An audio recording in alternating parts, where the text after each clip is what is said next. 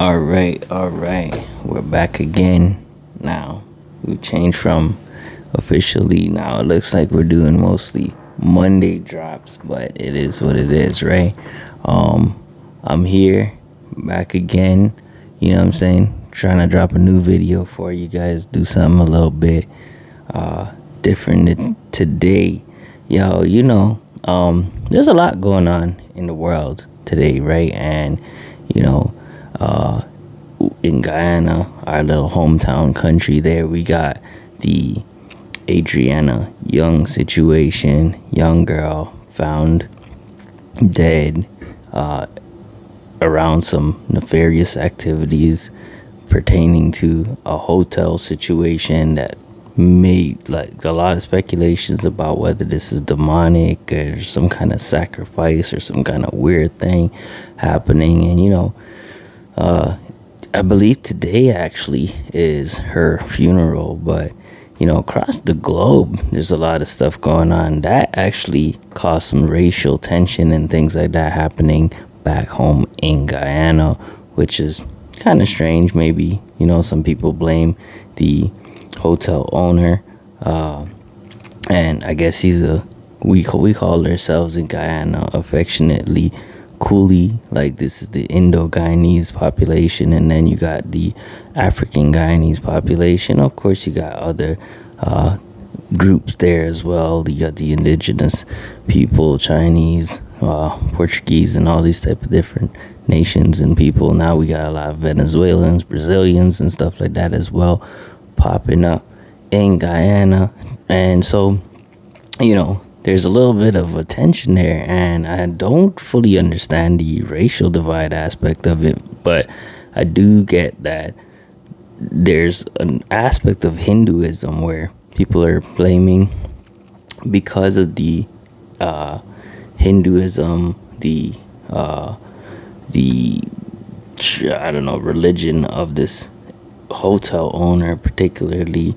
They're trying to say that within some aspects of a Hindu background, some kind of Kali type thing, that there's some kind of human sacrifice aspect to this. And so then there's like the States, where we've got a huge situation going on with black male who stabbed and killed another white male at a track meet event. And there's racial tensions going on around that as well, where it's like the black American or the Afro American community is trying to say that, hey man, this is not this has something to do about race, and this was a self-defense case and whatnot.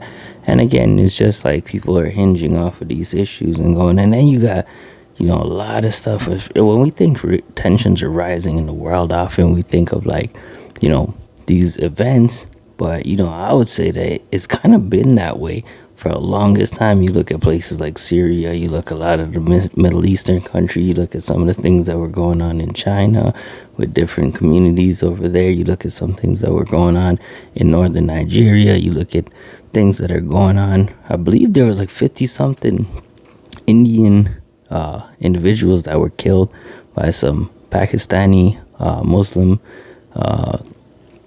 a group out there that also is kind of causing, almost, it looks like there's tensions and talks of wars between Pakistan and India and whatnot. And so, and I mean, even the Hindu population in India has been known to attack and persecute other religions in certain areas. Certain areas it's cool, certain areas it's not. However, that brings up the topic of are all religions the same, right? And you kind of hear this, and it's kind of a talking point that you would hear a lot. A lot of people would be like, hey man, all religions are really the same. We're all just looking to worship God. We're all just looking to serve God. We just, these are the traditions we're born into, that we grow up into, and we know, and these are the gods. These are sort of avenues that are trying to get to the same place. And, we all ought to just respect each other's faith and, think of these are these are as all, different sides of the same coin or something like that. And, it's a question worth weighing out. And believe it or not, man, I know so a lot of Christians now, you're going to say, man, like we all know, the answer to this. All religions are not the same. Jesus is the way, the truth, and the light, and there's no other way to get to heaven but through him. And so every other thing is a lie, and like that is the temptation to go with right here for most Christians. And most Christians probably will affirm that, but there are some Christians, believe it or not, that are in the church, that are, sometimes worshiping, been there for a while, and I've met some of them, I've talked to them, they're a part of, your local assembly, and they disagree on this point. And there is a huge temptation to merge every religion and to bring everybody in. It seems like the loving thing, it seems like the kind thing, it seems like the less contentious thing.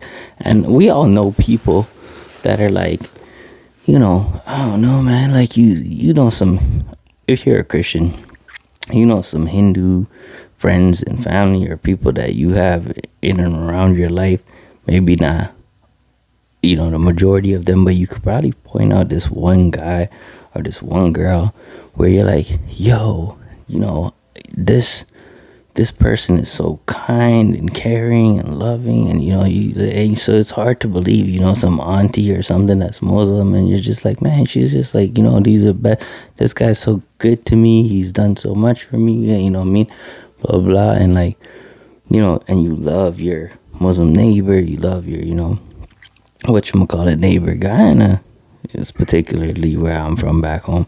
It's an interesting place, for the most part. People are loving each other. People are like, eating out of the same pot food and like walking into each other's house, sleep on the same bed, all kind of shippiness, you know what I'm saying? Like, not shippiness, those are good things, so you get what I'm saying. And then for some reason, around election times and around like certain other times, racial tensions and stuff, things build up, people go to this chaotic mode and hatred and vitriol, and like this, and not Guyana alone, this is happening in the US, this is happening all over the world, right? But there's this whole moment in Guyana in particular, this kind of blows over in general. We go back to living as peaceful and loving and kind and like, what I'm saying, as all like brothers and sisters, and getting back to eating out the same pot, all kind of things, right? And so, there is this temptation to be like, hey man, like, all of these ideologies are the same. By the way, I pray that, the funeral today for this young woman is going to be something that, every time you have a really bad situation, a lot of good can come out of it. It depends on how you use that situation, whether in your own personal life even. So a lot of times people that go through certain tragedies, there's, let's just picture someone who grew up in really abject poverty or something like that, coming out of abject poverty and then building a life for themselves where they don't want to ever see their family suffer, don't want to ever see their children want for anything. These are people that devote themselves and work hard and, put in the work, sacrifice in order to place their family in a better position. They become lawyers, they become doctors, they become business owners, they become, prominent figures within our community and society and whatnot. They become inventors and all this type of stuff. And you look at a lot of the people who have like a great success story, and you'll find out that a lot of them came from humble beginnings, right? And so, we've got another story within the same lineage. You could probably see maybe even a brother in the same family as that individual grew up in the exact same circumstances, situations, sir, came to theirs, ended up, strung out on drugs, ended up, in gang activities, ended up in jail or shot or dead or something like that, because they became a victim of their situation. And so whenever something, even some of the most evil things happen in the world, bruh, like, there's things we can glean from it. There's ways that we could move forward together that can make the situation where we could take what was done for evil, make it into something good and great. And so my prayer is like, the funeral goes over smooth, that the country sort of unites on this, like that everybody stand together, that like there's support going on. I heard that there's like, some sort of like an Amber Alert situation in Canada. Here we have this thing called Amber Alert, and it's based on a missing child whose name was Amber. And so, we get these notifications on our phone to look out for anytime a child goes missing or something like that. And it's great if Guyana could use this situation to not only think about how to put in infrastructures to benefit the population at large and to prevent future situations like this from happening, although you can never really stop stuff like this from happening altogether, but you can de-incentivize it, you can curve it to some degree.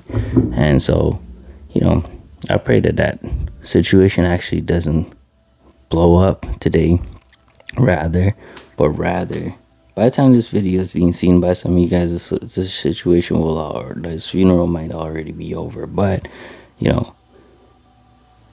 let's see how it goes. I hope that it goes in a way where the country unites and builds and figure out how to implement things that will benefit us in a lot of ways. Wow, interesting. Anyways, let me see. I got two things that I want to talk about with regards to this, and so the question is going to be like, is the various religions, are they compatible at all, or are they diametrically opposed?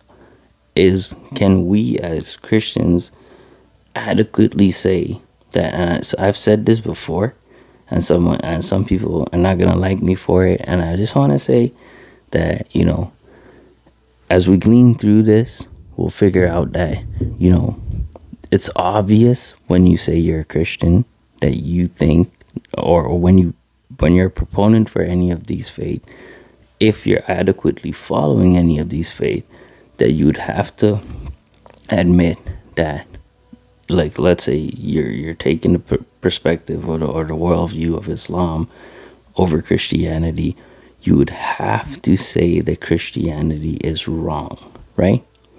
You cannot marry the two. And the way we're going to get into the law of non-contradiction just now. And so similarly, we want to figure out, is Hinduism satanic? Is Islam satanic? Is Buddhism and all, Sikhism and all these other isms, you know what I'm saying? And anities or whatever, are they actually satanic? Can we say that? Are we allowed to say that? Are these demonic? Are they from the devil? And we want to look at this term called omnism, right? And omnism is, let me just read the definition for you guys, right? Omnism is the belief that all religions contain some truth and that no single religion holds the entire truth. It's a form of religious pluralism, recognizing the value and potential of diverse religious and spiritual paths, right? Omnism generally believes that all religions, or at least most, offer valuable insight into the nature or reality and the human experience, right? And again, this is one that, people will often want to be sympathetic towards, right? You're looking at this and you're like, yeah, this seems to make sense. Every religion is, aiming at truth. They contain some truth, but none of them are really the truth. Omnism to me sounds like they think that there's truth. They think that there's objective truth out there that it can potentially be known, or maybe not ever, or it probably cannot be known, but that there is these aspects of that truth that belong, or parts of that truth that are in every diverse faith. And we can agree with the statement to a degree. We wouldn't say that none of them is the full truth, but we would say that there is truth in every religion. And now how that works though is that anytime you're going to create a counterfeit, it needs to at least be similar. It can't be too obvious that this is a counterfeit, although, upon some deep diving and stuff like that, you can kind of point out some, at least, let's pick some low hanging fruits, and let's look at some fates in the world as it is, some that we know was made up by some people. There's some people that just came recently and tried to benefit themselves and started these little cult groups, and led people to their deaths, or ended up they were known psychopaths and stuff like that, or ended up just rinsing the people for themselves and taking all this money and all this type of stuff, right? And we can easily identify some things as straight up satanic and demonic, and we can say, hey man, this is just, and even in this definition here, I like the fact that they stopped and they said, it went to say omnists generally believe that all religion, or at least most, so they try to say that all religions offer valuable insights into the nature, but then they're like, okay, or at least most, right? And they use the words like generally and whatnot, because they recognize that there are some pretty nefarious things out here. You got tribes. I was just listening to someone talking about tribes and some of the things that they used to do to each other and stuff like that, as a part of their little, rituals, and there's a part of their appeasing the gods and these type of things throughout history. You wouldn't believe the level of barbaric behavior we actually came out of as humans. You know what I mean? And so, not that that's totally eradicated from the world, but for the vast majority of modern civilization, some of the things that were going on and being practiced across the globe in these individual tribes and whatnot across the, it was just really bad. There is a distrust in omnism of organized religion, and maybe this is a great time to touch on this. There are people out here really that are really sort of rinsing the population, you know what I mean? And even within the Christian community, Christians are not shy to say we're the first persons to point out our own group's failures. You know what I'm saying? In fact, Christians are pretty harsh on other Christians in the space that I'm in the apologetic space, in the YouTube world. There's people called headhunters in Christianity. They basically just go after pastors for saying wrong things or doing wrong things, or practices or exposés on their lives. And you know what I'm saying, as soon as there's a moral failure on a pastor's life, the Christians are on them for it. Stay honest. Anyway, let me just breathe, calm down for a bit, and take a sip of my tea here. Don't mind me.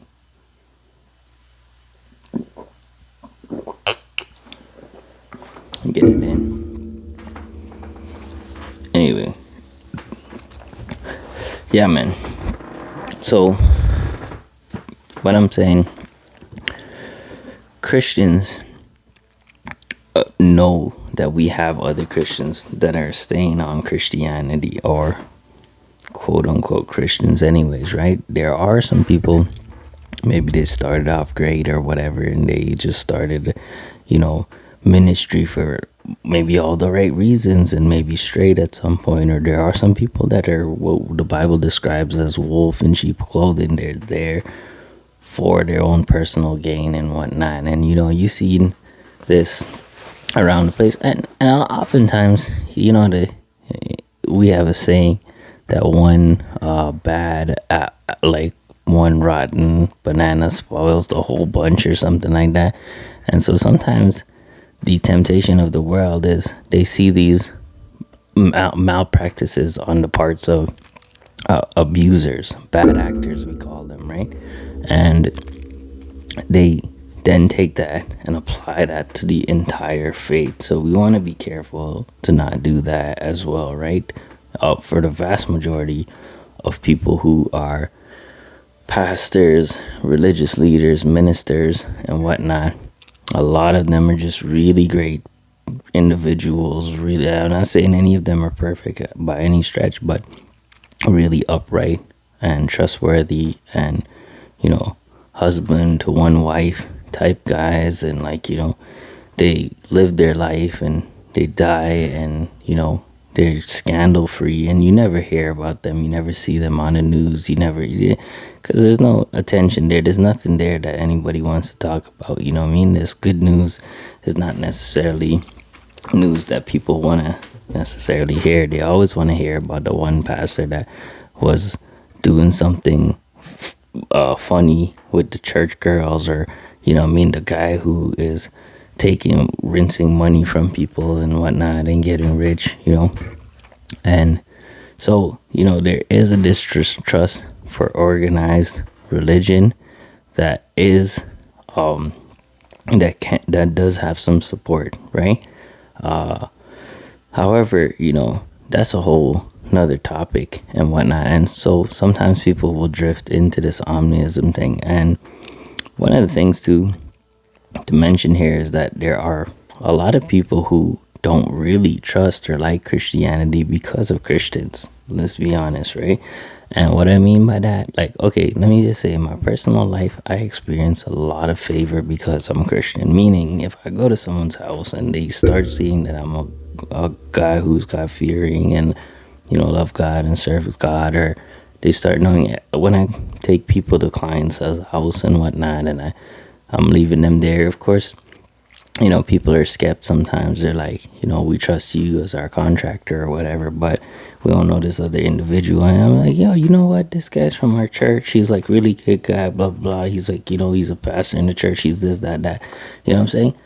People are like, oh, that's, they're at peace. So my experience has been wildly that people love and trust Christians, and they often are comforted knowing that you're a Christian. However, there are some Christians out there that, some people, we know them, or them as like a person, and you're just looking at their life, you're looking at, the strife and the stress and like the drama and their character, and you're just like, man, this Jesus thing don't make no sense. You know what I'm saying? Like, why are we following?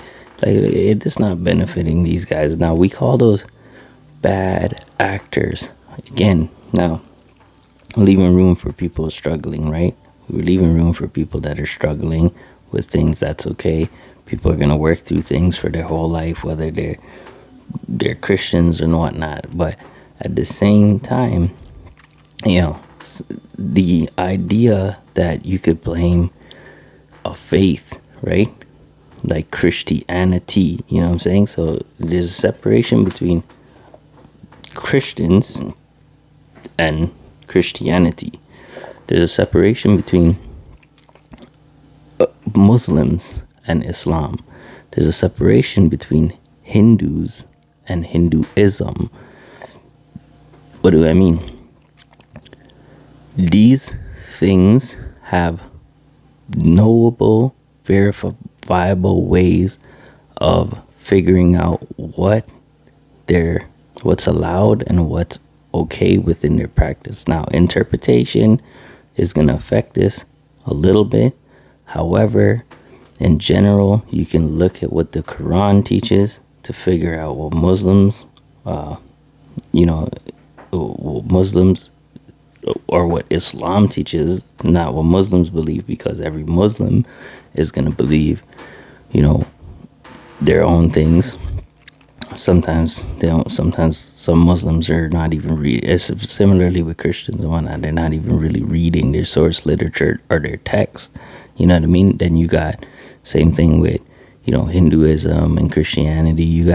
You want to read the Bible, the source text, especially for Protestant Christians, right? You want to read the Bible in its context, in its entirety, and looking at, what the Bible is teaching holistically on every subject in order to understand what Christianity teaches. You know what I mean? Not what some individual Christian is doing. So this is kind of like, imagine Beethoven. I don't know if you guys know Beethoven is famous pianist. He's like the guy that like plays these really amazing symphonies and whatnot. And now imagine a character attempting to play one of Beethoven's songs and playing a very poor rendition of Beethoven's song. You cannot blame Beethoven for a person who's playing his music but messing it up.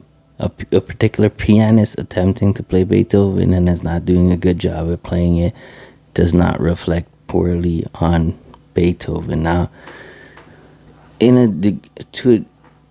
not to a degree, Christians are supposed to be ambassadors of their faith, and the people of a particular faith is supposed to be an ambassador of their faith. But whenever you see someone doing something that's anti-Christ, that's not like Christ, that's un-Christ-like, you cannot blame Christ for that. So you always want to be careful. You always want to be looking at what the faith teaches, who Jesus is. When you're talking about Christians, you're talking about followers of Jesus. And so you want to look at Jesus as the standard of Christianity. Be careful that you do not judge Christianity based on some bad actors. And some of you, I know you guys have families and friends and relatives and people that that are supposed to be pastors or something like that, and you're looking at them, you're looking at their life, you're looking at the fruit that's produced from their life, and you're just like, you know what I'm saying?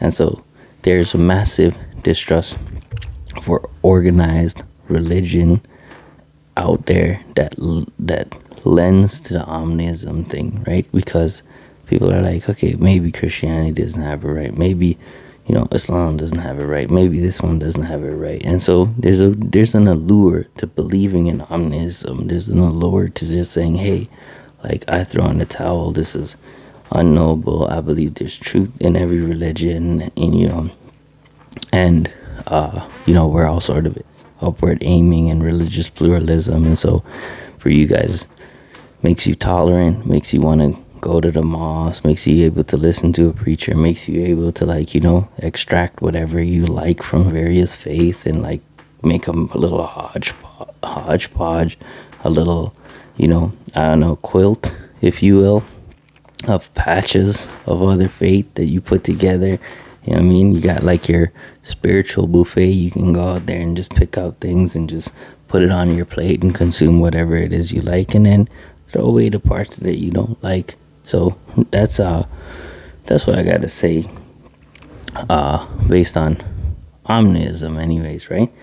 And so there's something called postmodernism. Postmodernism, let me just read a quick definition for you guys. We'll talk about it a little bit.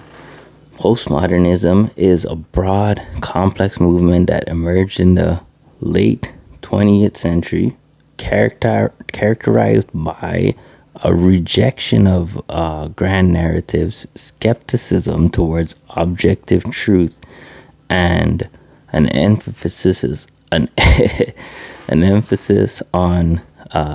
subjective and fragmented nature of reality. It's often seen as a reaction against the ideals and values of modernism, particularly its focus on reason, progress, and universal truths. So interesting that they use universal truths here, and they put truths as plural. And notice here it says that they reject objective truth, right? It says that it has like a skepticism towards objective truth. And so postmodernism is really a rejection that, there is such a thing as objective truth. So this one teaches that there's a your truth and there's a my truth, and you live your truth if you believe Jesus is God and you want to serve Jesus and you want to, like, then that's, don't force your religion on me. Like, you do your thing. Like, what I'm saying, I got my religion and, like, I'm serving such and such. And so, like, let's just let bygones be bygones. And this is your truth, and it might be true for you, but it's not true for me. And so here's my truth, and it's not true for me. Now, the crazy thing about this is life doesn't work that way at all. You know what I'm saying? Truth in itself is not subjective in general. And if you try to apply that in your life in any way, shape, or form, in many various ways, like try doing that on a test, you know what I'm saying? Go to your schools or whatever, write whatever answer you want on the test, and then come back and just tell the teacher, yo, like, this answer is your answer and I have my own answer, and so my answer is my truth, my reality. Doesn't work that way, you know what I'm saying? In fact, try that with the police, try that with, like, neighborhoods and certain gangs or whatever. You're gonna die, fam. Like, no one lives by that principle in reality at all, right? Let me see.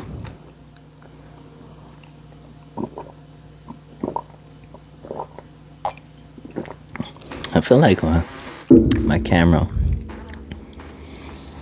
is, like, constantly adjusting or something. It's not good. Earlier, I couldn't even see my background. I hope this video comes out alright, but this stuff is actually quite complicated. It might actually be the hat that's causing the complication, because it's probably trying to pick up the lighting on my face and auto adjust the camera, and me blocking, light is causing some issue. But also, I'm annoyed at this chair creaking. I hope that doesn't get picked up in the mic as well. Maybe I need to fix that as well. So where were we at? Postmodernism. We were saying that they believe in,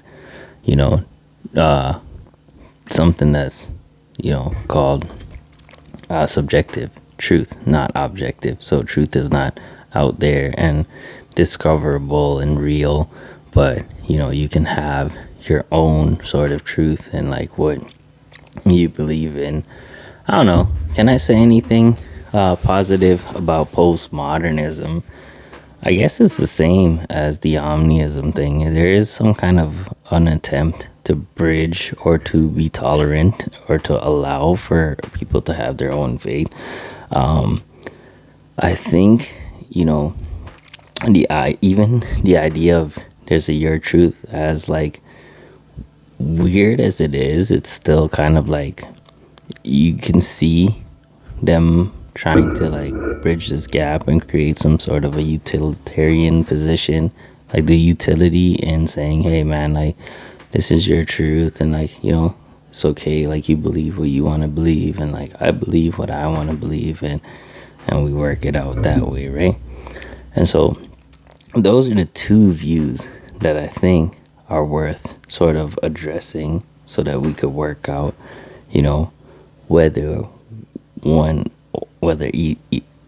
we can look at any particular faith as the truth, or whether we could look at other faiths as potentially false, potentially harmful, and whatever, right? So there's several reasons as to why you can reject both of these ideas. I'm just gonna present maybe, like, a couple here. I'm thinking, like, 3, potentially 4. The first is the law of non-contradiction, right? Let me read the definition of this law of non-contradiction thing. It says the law of non-contradiction, a fundamental principle in logic, states that a statement and its negation cannot both be true at the same time. In simpler terms, something cannot both be a not and not be simultaneously, right? So something cannot both be and not be at the same time, right?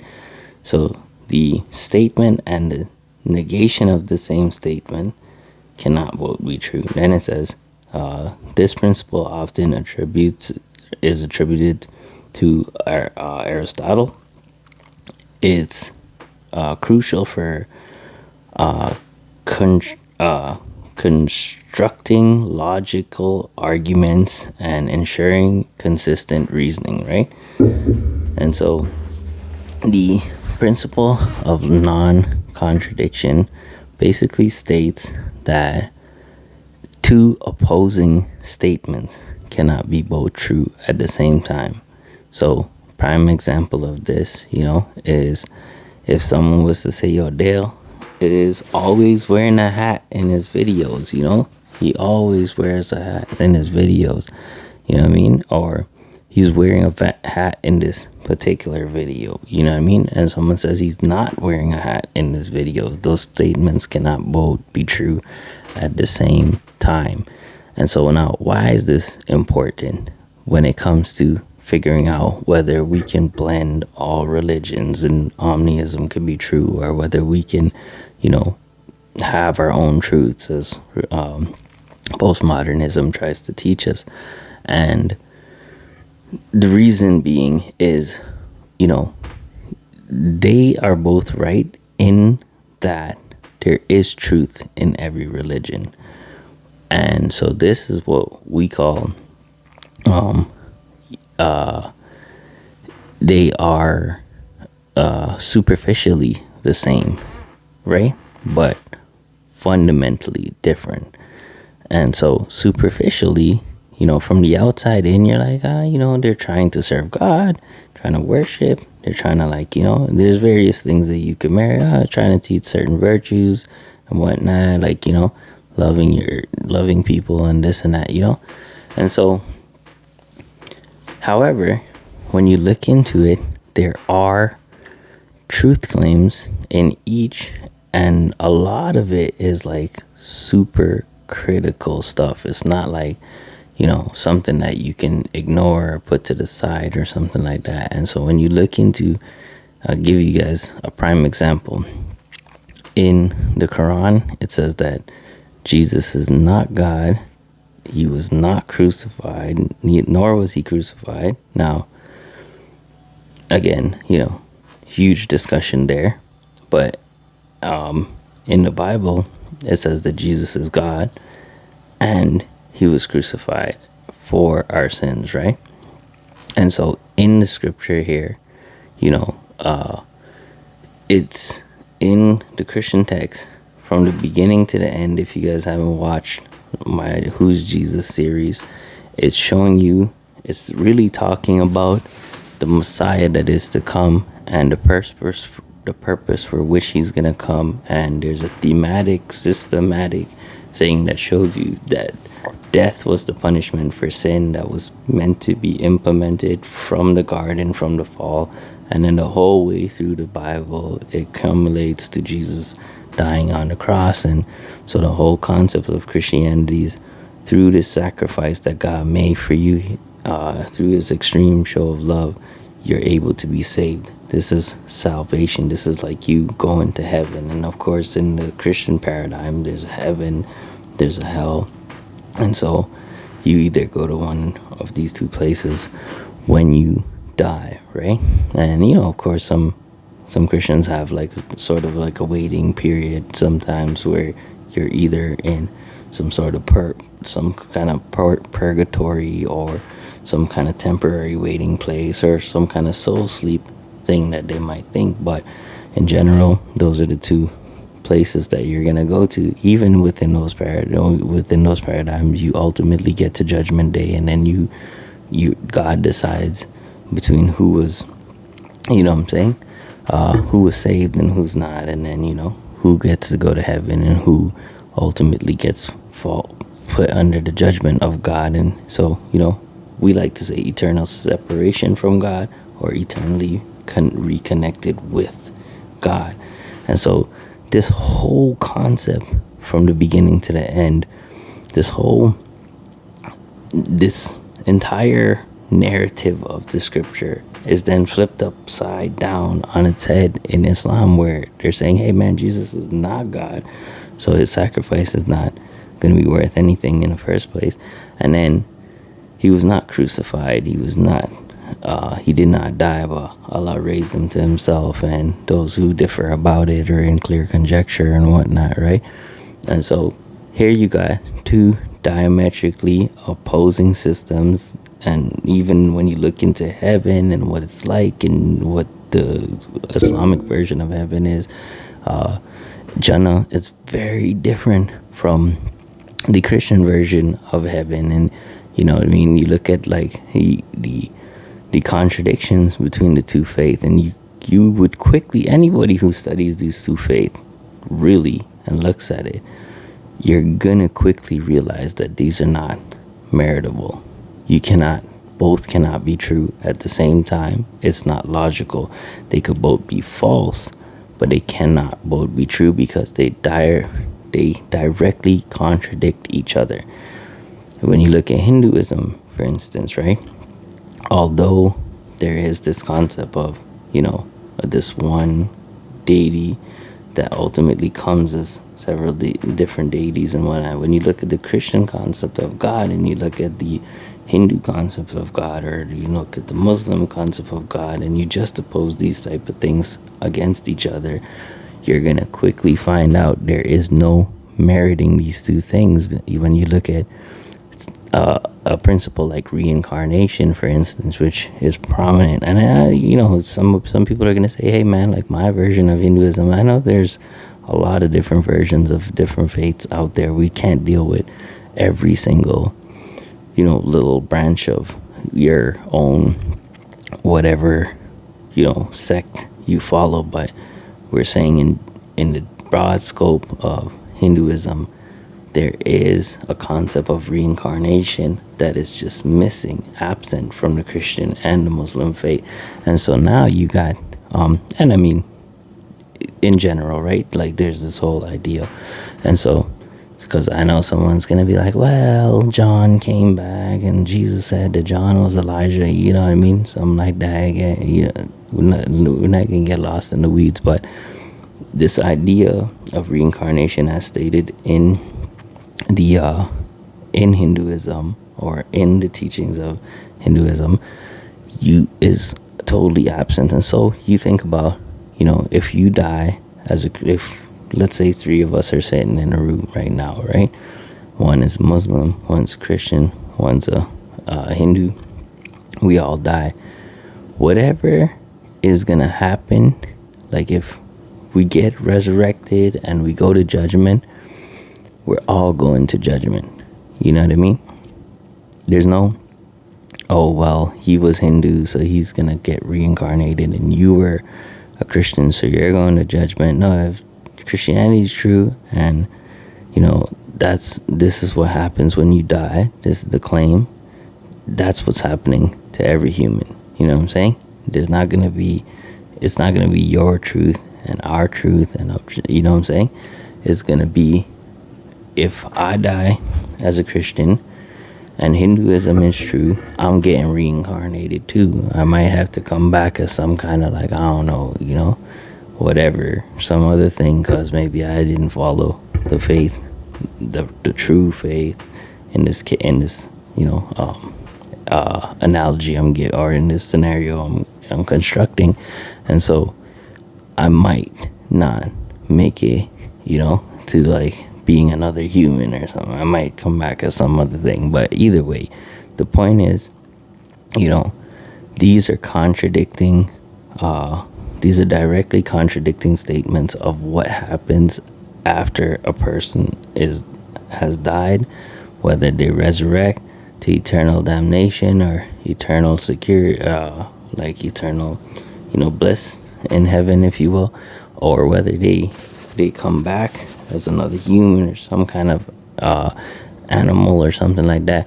And so, we can go through theology after theology after theology. The point is, again, if we were to study any of these faiths appropriately, we would figure out that they are very opposing ideologies, and they cannot both be correct or all be correct at the same time. There's no way to merit this. You know what I'm saying? It's either one of them is correct and the rest are wrong, or none of them are correct. So, and there's something else that's true that's out there, right? So this idea of religious pluralism just kind of falls based on the law of non-contradiction, right? And then so we got a good way to actually pay attention to this is the fights that are going on around the world. The religious persecution of different groups around the world is crazy, all around the Middle East, all around, even in China, even in North Korea, and Boko Haram, and all these different groups across the face of the globe.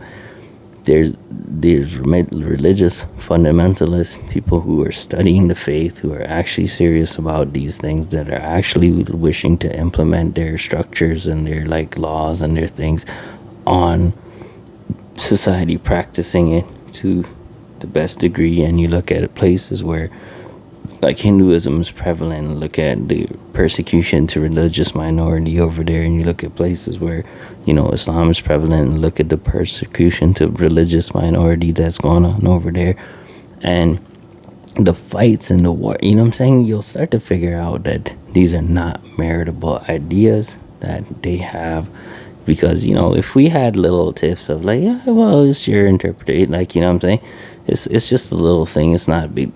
They wouldn't fight over it.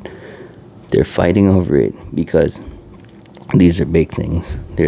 It's a big deal, you know what I mean? And the meriting of these things is not really as easy as someone might think it is, as you start to dive into the faiths and study the faiths and study the actual source literatures. One of the things I have a problem with is often in responses that I've seen online where someone is potentially defending a faith group or something like that, they're just citing people that they know or something like that. Or I haven't seen a lot of people pulling up source texts, as Christians, whenever we're talking about the beliefs of Christianity, we often will go to the source literature, our source text, and we'll pull up verses in scripture, and we'll pull up historical context, and the genres that things are written in order to make sense out of whatever it is we're trying to say our faith is teaching, right? And so we go, and so it's weird that you cannot go, when you're arguing for a position, you cannot go, well, I know Christians, and Christians that I know don't do this, or they do this, right? That doesn't mean that that's what Christianity teaches. You would have to see the source literature and verify that that's what Christianity teaches. Similarly, if you're gonna try to teach whatever it is and say, hey, Hinduism doesn't teach this, or Hindu, you would have to show where you're getting your information from. What's the source literature? What's the source text for the information that you're putting out there, right? And so, I cited the Quran several times here, although I didn't tell you the verse and the exact spot, but a lot of what I'm saying is very, it's easily Googleable, or it's very, commonly known type of thing. I try to keep it a little bit simple. I hope it is simple for some of you guys anyways, right? Listen, the truth is exclusive. This is something that I was saying earlier, right? And so this is the other point as to why. So I talked about the law of non-contradiction, and now we're talking about the fact that truth in itself is exclusive. What this means is that, if we're looking at 1 + 1 specific units of specific items in every answer, and I said this already, it's going to be 2. and every other answer is wrong, right? Every other answer is wrong, and this is just the truth. This is just how the truth works in our reality. You know what I mean? And we intuitively know this, right? Like if you said, "Hey, where is this person right now?" and someone was to say, the true answer is going to be in a specific place, right? Any other place is wrong. It's a wrong answer. You know what I'm saying? So if you think he's here, he's there, whatever. You know what I'm saying? If you say, "Oh, where's Dale right now?" and I was to be like, "Well, I'm in Toronto, Canada." I'm like, you know what I'm saying? And someone said, "No, he's in India. Oh, no, he's in Africa. No, nah, fam." Like, the truth is exclusive, and this is just the way the truth operates. And unfortunately, this idea of us wanting to merit truths and basically say, "Hey, man, you have your own truth and I have my own truth," if we're both about to walk out into space from a spaceship and I'm like, "Bro, there's no oxygen out there. You're gonna need this oxygen tank. You're gonna need this little spacesuit thingy," you know what I'm saying? So you could breathe. You gotta put this on. You're gonna explode out here. Don't go out there, And you're like, "Well, no, that's your truth. You believe that there's no oxygen outside, and that's my truth. You're gonna suffocate and you're gonna die outside." You know what I'm saying? If I'm telling you there's asbestos in the house, and if you go digging around there, you're gonna get this thing in your lungs. You're like, "Well, no, I believe that there's no asbestos in the house." You're gonna die, family. So there is no your truth and my truth. There's the truth. This is how math works. This is how science works. This is how everything within history works. Geography, all of it. Philosophy, all of it, I mean, philosophy might seem complicated, but at the crux of it, you know what I'm saying? Like, the truth is the truth, and it's always exclusive, right? So that's the second point as to why postmodernism and omnism is hands down false. It's not meritable. It's not, there's no argument here. There's no discussion here. I mean, if you have something that you can enlighten me on, or you have something you want to say, you're like, "Nah, Dale, you don't have it correct because, different units, whatever." I mean, go for it. And we can weigh it out. And again, not everything I can say right in these when I'm doing these videos, right? So sometimes I gotta kind of chill and allow for things to come together. My daughter just came in the scene, so it's just saying what up to her.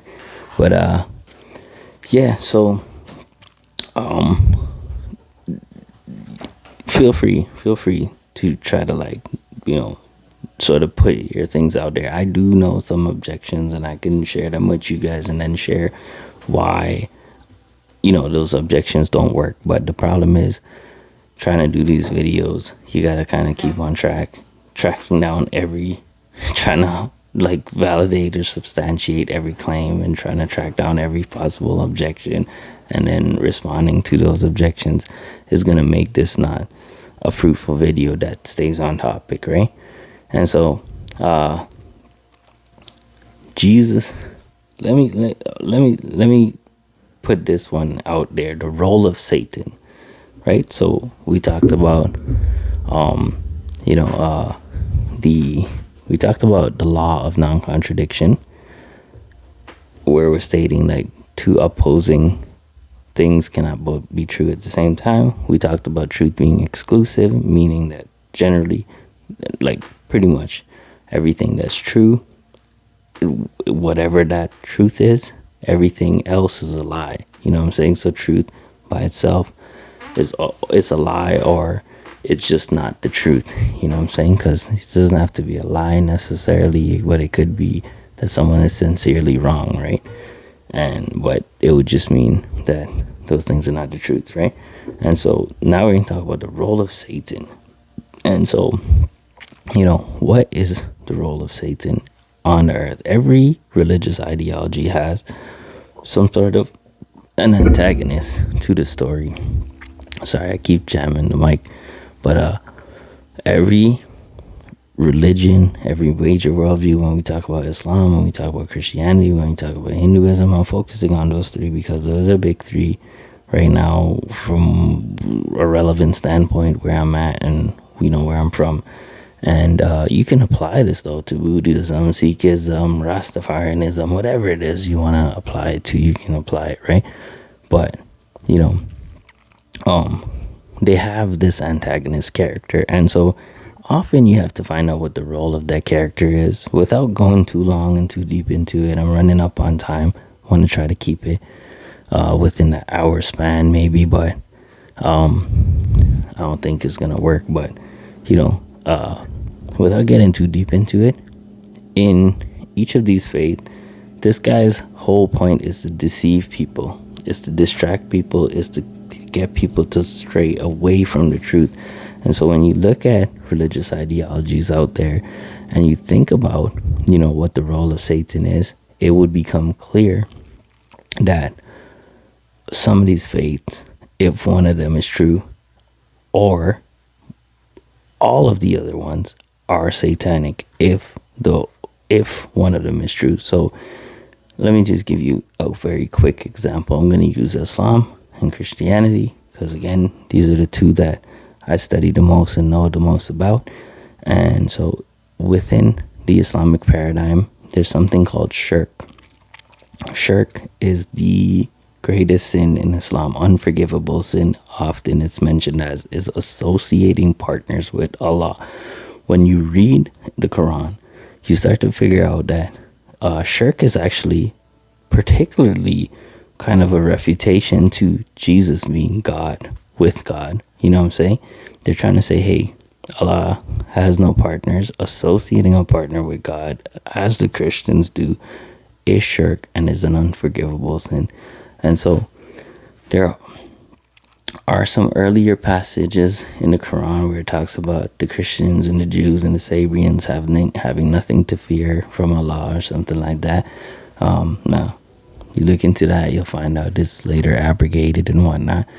But if it is shirk to believe that Jesus is God, which, the entire Muslim Ummah is going to agree with, then Christianity, you got to ask yourself, who is the guy that's misleading Christians? As a Christian, there is an argument from the verse that I mentioned earlier, because it says that, Jesus did not die, but Allah made it appear to them. So some people will venture to say, including myself, that Allah is the one that misled them. And then, of course, within Islam, there's like a whole bunch of other stuff about, Allah doesn't guide those who are misguided, or, you can never guide those who Allah misguide, or, if Allah has led them astray, this type of thing. So it's saying that, He's the one that leads people astray. But at the same time, just focusing on shirk here, if you were to say that shirk is the worst and unforgivable sin in Islam, then you'd have to conclude that it is Satan who has devised the system in order to mislead the masses, 2-point-something billion Christians, into believing that Jesus is God with God, you know what I'm saying? Or with Allah in this sense, right? And so, vice versa. If you look at Christianity, where it says that there is no other way, that you have to believe that Jesus is God, that He died for your sins, that He rose again on the third day, and through Him alone you can have salvation, then who would it be that would come and oppose that directly and say there is no that Jesus is not God, that He did not die for your sin? Because if that's the only way to get to heaven, who would it be that's trying to tell you that He's not God, that He didn't die for your sins? Who would try to take salvation away from you like that?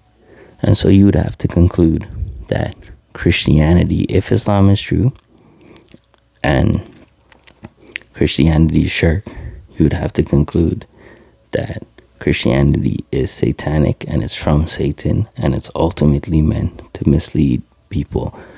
If Christianity is true, you would have to conclude that Islam is satanic and it's ultimately meant to lead people astray. And if Jesus is the way, the truth, and the light, and there's no other way to the Father but through Jesus Christ, then you would have to conclude that Islam is satanic. Am I making my point here?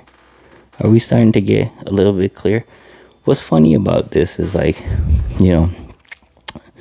it should go without saying, really, because if I was to pop out and be like, yo, Islam is satanic, it's from demons, and like, what I'm saying, blah, blah, this is demonic. And if I was to pop out and be like, oh, yo, these Hinduism practices is from demons, and it's like, so right away people will be like, yo, wild, why would you say that? And if a Muslim was to pop out and be like, oh, Christianity is demonic and it's from demons and it's blah, blah, blah. You know what I mean? Or if Hindus were to pop out and say, well, Christianity is, demonic, blah, blah, blah. I don't know if Hindus have demons.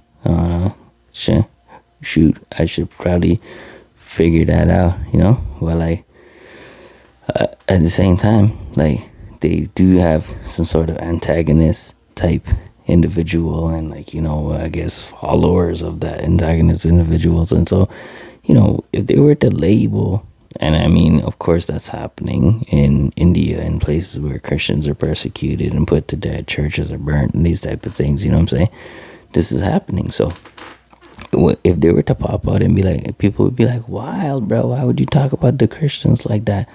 But what's crazy is like, if Christianity and someone's a Christian, you should automatically know that that's their view, that they believe that you're just wrong. As sincerely as you might be, they believe that you're wrong because they believe that Christianity is the truth. Vice versa, if Islam is correct, then they believe Islam is correct and is the truth.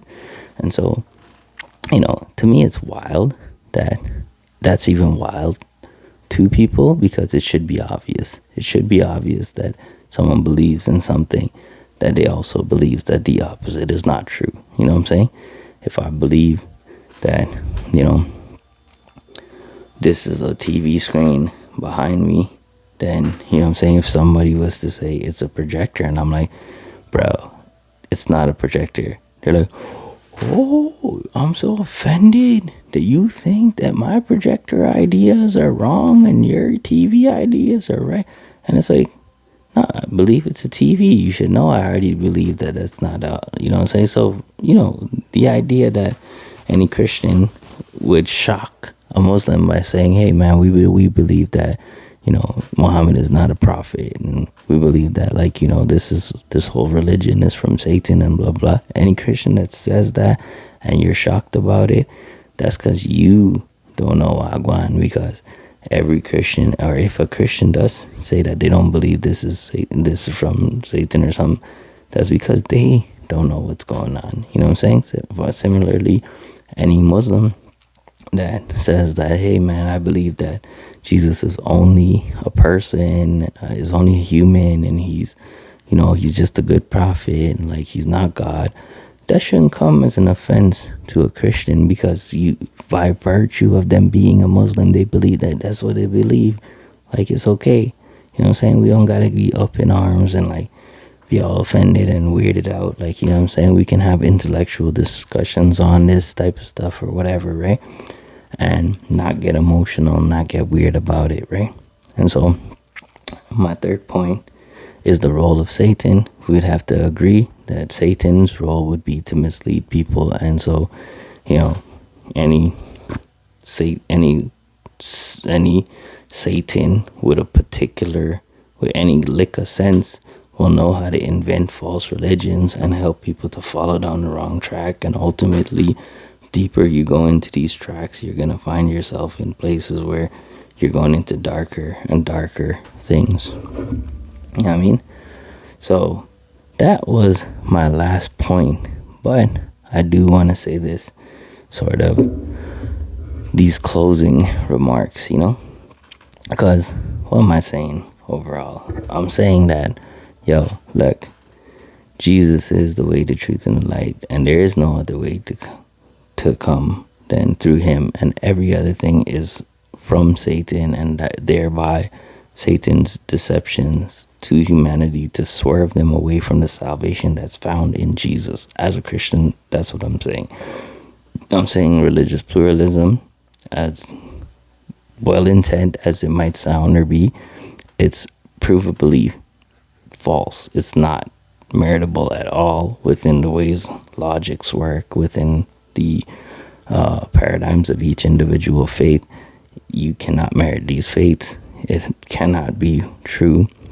And postmodernism, the idea that there is no objective truth, is just crazy altogether. It's just not, it's just not logical. It's just not possible. It's just not a demonstrably false belief system. And so, unfortunately, you do have to figure out where you stand. And so, the result of this is like someone's going to say, man, so you're saying Jesus is the only way. But what about my good friend who's a Muslim? What about my good friend who's my auntie that's like a practicing sorry, I was about to say Catholic. No disrespect. I believe the Catholics are saved. But, what about my friend down the road that's a Muslim, or my neighbor, or my uncle, or, you know what I'm saying? What about them, And so, there's a couple of things I want to say. Now, when we say Jesus is the door through which you should enter, right? Let me pull this mic up. Anyway, let me lean forward.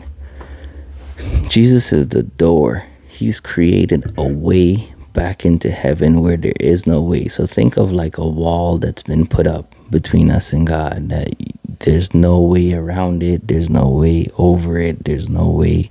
It's just a separation between us and God, right? And then Jesus came and put a doorway, or put a hole in that wall. So anybody that makes it out from this reality and into the presence of God, the only way to get through that barrier is to go through the door that's been provided. And so Jesus is the door, and you enter through the door alone, no matter how you enter. Now, there's this concept of accountability within Christian thought. And so accountability hinges on the fact of, like, if you think about a baby, for instance, they're not able to really think for themselves. They're not really able to make certain decisions and judgments and stuff like that. And because they're little chuckawuckas, they're not held accountable for their actions, right? So,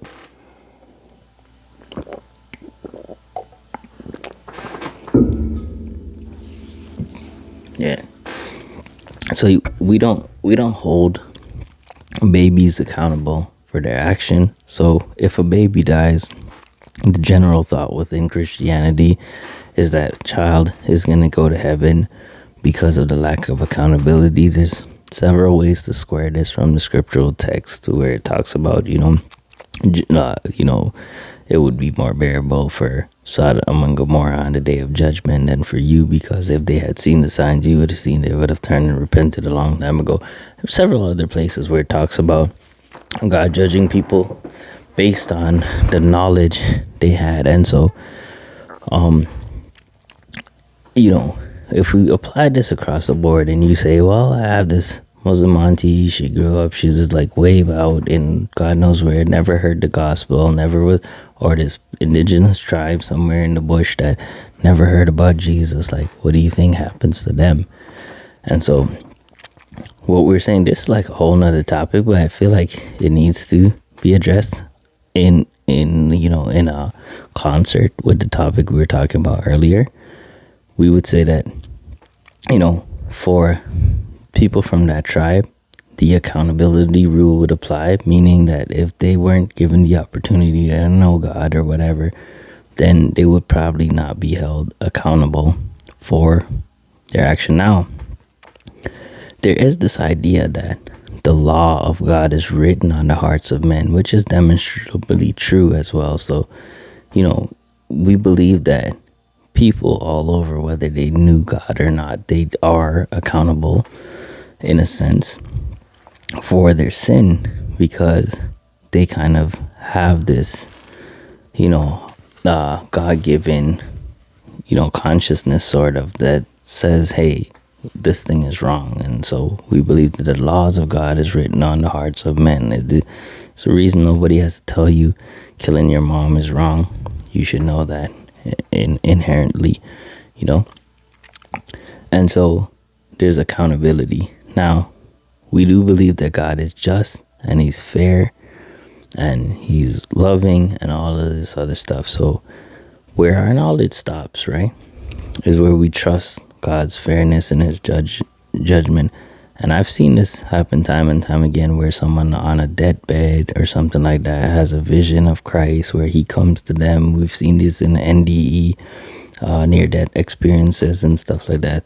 Well-documented things where some particular individual is dying and they report having visions or having, seen Christ, and he talks to them more, like where they end up in heaven or hell, and having these experiences where God reveals himself. So I personally believe that God will reveal himself and everybody will have an opportunity to accept or reject him ultimately. And, I personally believe that, you'll be given that choice, and God is going to be fair and just. And, no matter which way you end up back in the presence of God, ultimately, whether it's a lack of accountability or whatever happens in between, ultimately it's only through the same door that's created that you're going to end up passing through in order to get into the presence of God. Hope that makes sense. And that's it. That's my thoughts.